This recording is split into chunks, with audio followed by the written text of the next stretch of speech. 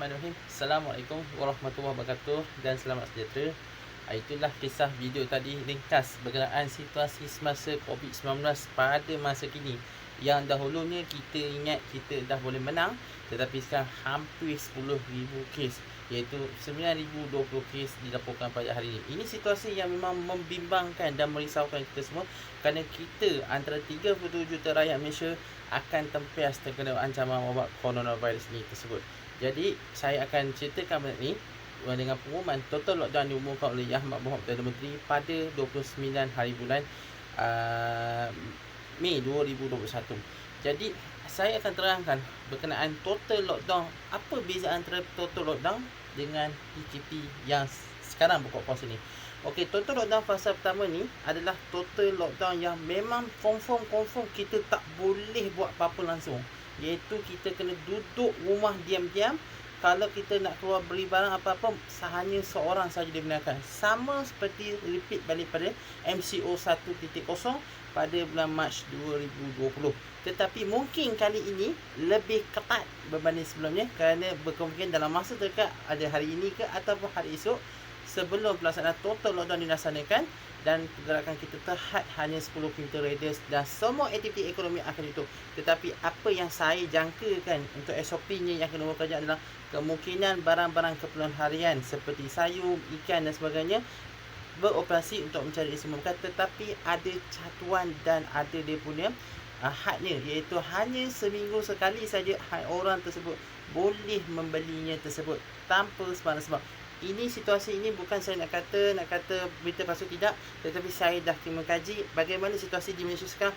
Hampir sama berlaku situasi di Itali pada tahun Mac 2020 selepas China yang terkena interbiasnya, namun Itali paling teruk terjejas. Okey, jadi SOP dia hampir sama saja, namun saya faham dan masing-masing kita tak tahu apa yang akan jangka, dan saya jangkakan kes COVID-19 akan meningkat mendadak sehingga satu titik maksimum, sehingga dia akan turun mendadak pada selepas lockdown fasa pertama akan berkesan. Bila tu? Selepas 2 minggu.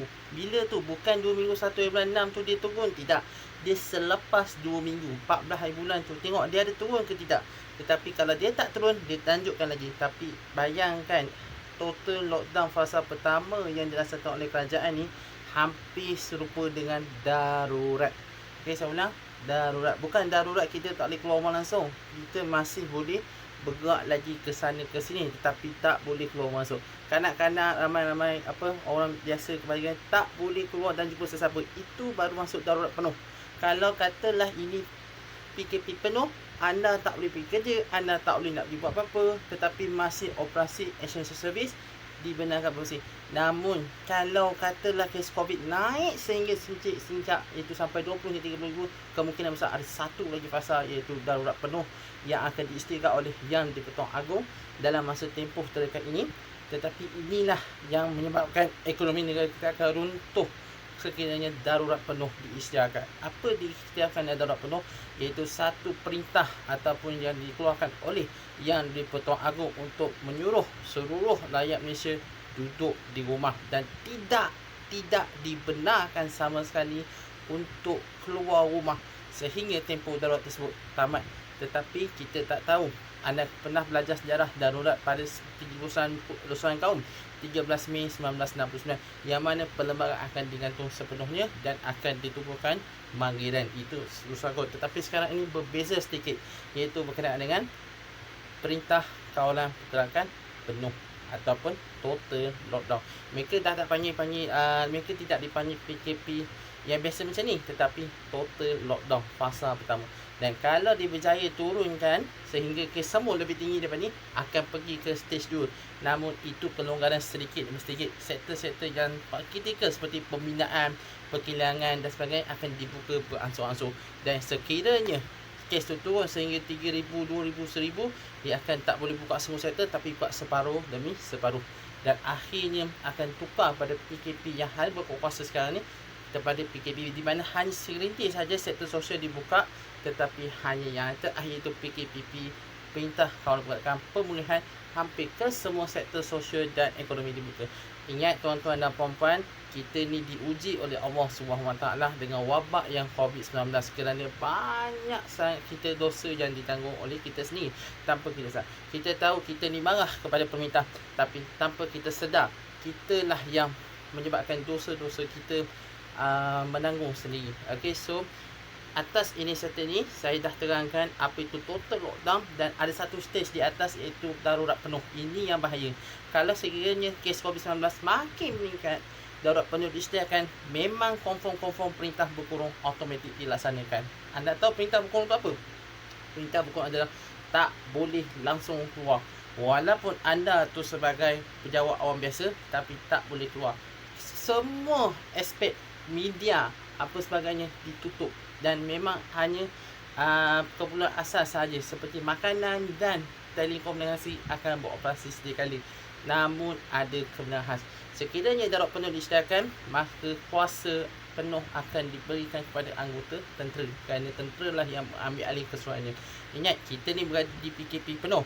Kuasa tersebut terserah pada polis, kerana di dalam Akta Polis dan Akta Pencegahan dan Pengawalan Berjangkit 1989.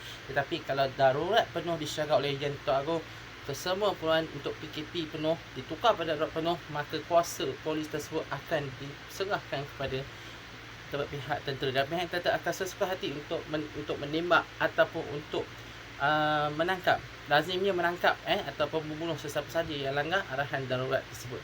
Kerana inilah yang kita dielakkan. Tapi apatah tidaknya, sikap kita yang leka pada SOP ni menyebabkan kita menjadi mangsa.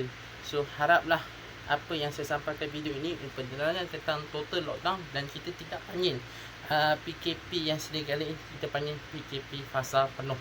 So saya harap anda semua tabahlah hadapi juga ini, dan insya-Allah saya doakan anda semua dipermudahkan urusan oleh Allah Subhanahu Wa Taala, dan insya-Allah saya doakan semoga Allah SWT mengangkat wabak coronavirus, dan 70,000 kes aktif yang ada di hospital dan petugas barisan hadapan di sana akan kembali sembuh sedia kali, dan Malaysia akan kembali menjadi negara yang membangun yang luar biasa pada suatu ketika, insya-Allah. Ini sahaja penyampaian saya pada hari ini. Mudah-mudahan anda bermanfaat pada anda semua, dan saya dah terang satu persatu apa dikatakan dengan total lockdown fasa pertama, total lockdown fasa kedua, dan PKP, dan PKPP, PKPB dan PKPP. Okey, so yang akhir saya atas kisah tak nak main cerita sebab apa? Ini hanya kuasa yang Dipertuan Agong saja yang boleh dilakukan. Terima kasih banyak-banyak kerana menonton video ini. Harap benda ni bermanfaat pada semua. Sekiranya ada terkasar bahasa atau tersalah maklumat ini tersebut, anda boleh komen di bawah untuk menambahkan. Saya terima sahaja dengan hati rela dan terbuka ini tersebut. Sekian saja, dan jangan lupa anda subscribe dan like channel saya ini, Program Literasi Center Channel, kerana setiap total lockdown yang dilaksanakan sebarang hari, channel ini akan berkembang dengan sendiri. Hari-hari akan di-upload video, sama ada di Facebook, di Instagram dan juga di YouTube, dan yang terbaru sekali di TikTok. Sekian dari saya. Kita doakan semoga Allah SWT mengangkat wabak COVID-19 ni dengan segera. Assalamualaikum warahmatullahi wabarakatuh.